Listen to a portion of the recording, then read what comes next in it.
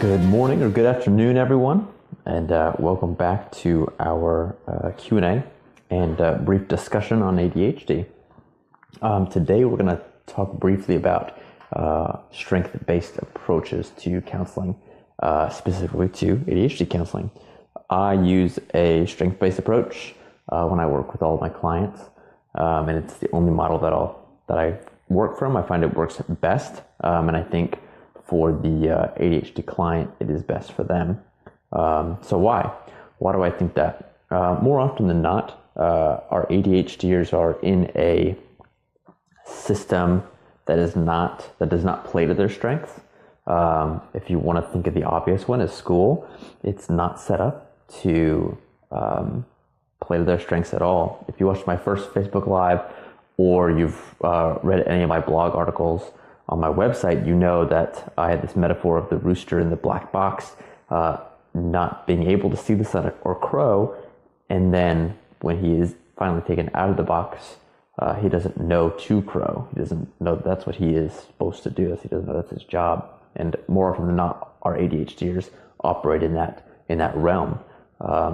So we think of school as the place that is not set up to play to their strengths, and the ADHD really needs to know how to transition or at least work hard to put themselves in a position that they can showcase their strengths. As a perfect example, I've written a few blog articles for the ADHD website. I think it's like 12 or something like that. And I wanted to write more, but writing is not my strong suit. I think I am a good writer, but it takes me a really long time. And now that I have a laptop that can do text to speech, I usually just talk and then it types it out for me. But I do a lot better when I can orate or speak. So I just play to that strength. That way you guys don't see the grammatical errors or the spelling errors or the run-on sentences and things like that.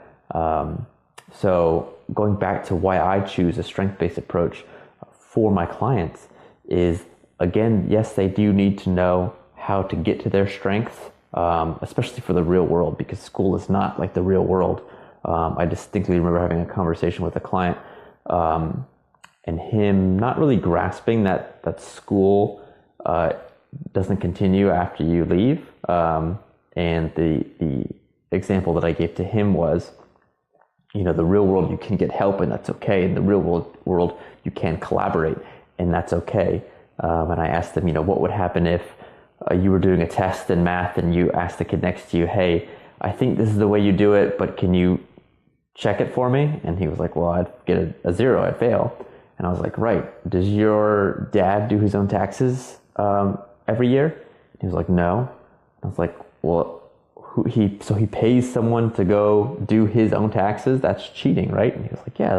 It's like, so school is not what the rest of the child's life will be, but I think the expectation is that it will be, and so that sets them up for a view of a long road ahead of them, and that's not fair to them, to their perception, and then. Which kind of leads me into the main point that I use a strengths-based approach is because more often than not, they're surrounded by a lot of negativity, which can breed a lot of shame.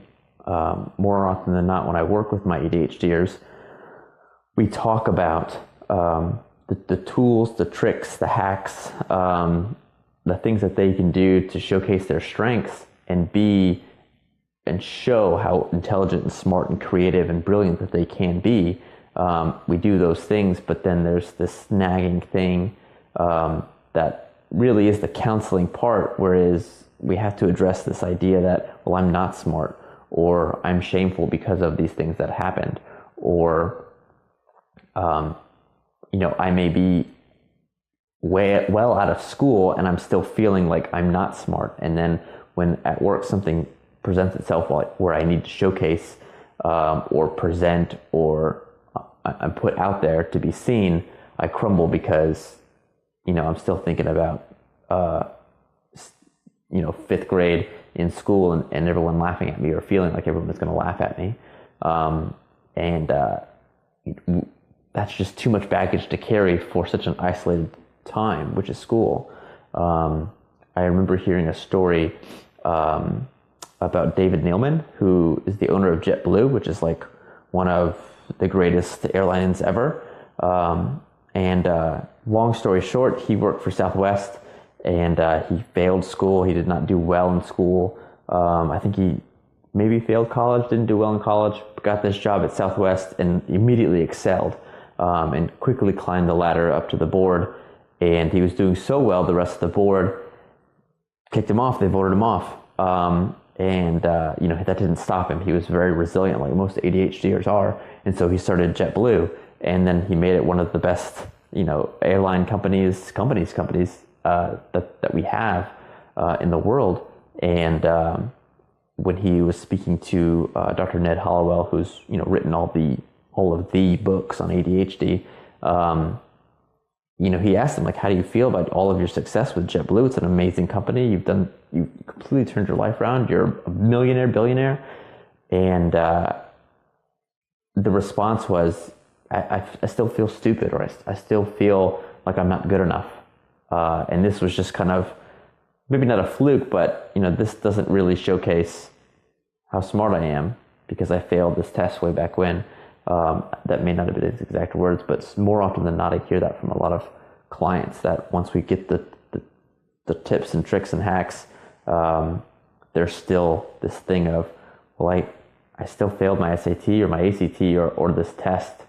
I can do all these wonderful creative things, but these tests, these standardized tests, these standards of intelligence that someone came up with, I failed them.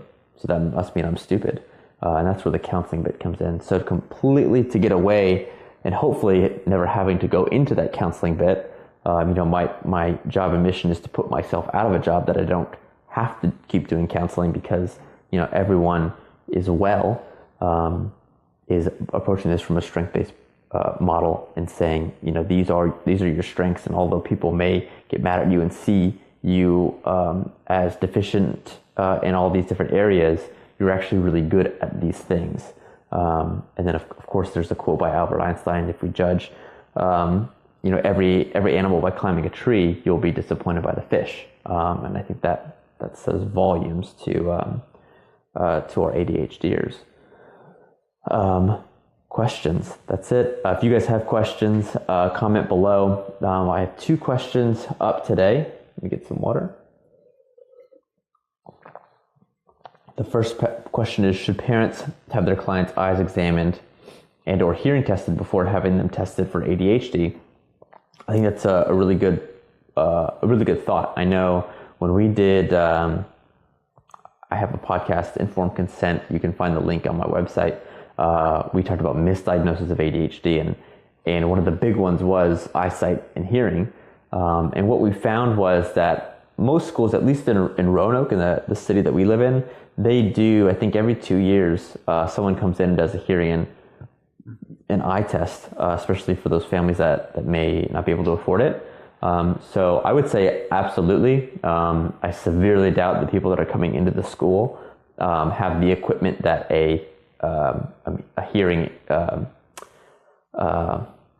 optometrist, is that what it's called? That's an eye doctor. Well, either one. I doubt that they have the equipment to fully test them or test them as well, or with as much focus as just the person coming in. So I would definitely rule that out. And it may not be a rule out. It may be this in addition to, or it may be, yes, he does have poor hearing, and that's why his social skills are thrown off. That's why he isn't cued socially or within the classroom as well as everyone else. And it may not be ADHD at all.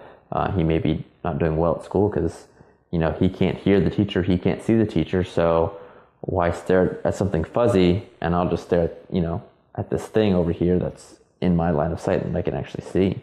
I would recommend it wholeheartedly. That's all I have for you guys. If you guys do have questions, or if I actually did miss it and I can't find it, I'll comment. I'll look for it after this, and then I'll comment and tag you in it so you can see it. If you guys do have questions, comment on this video and I'll get to them next time.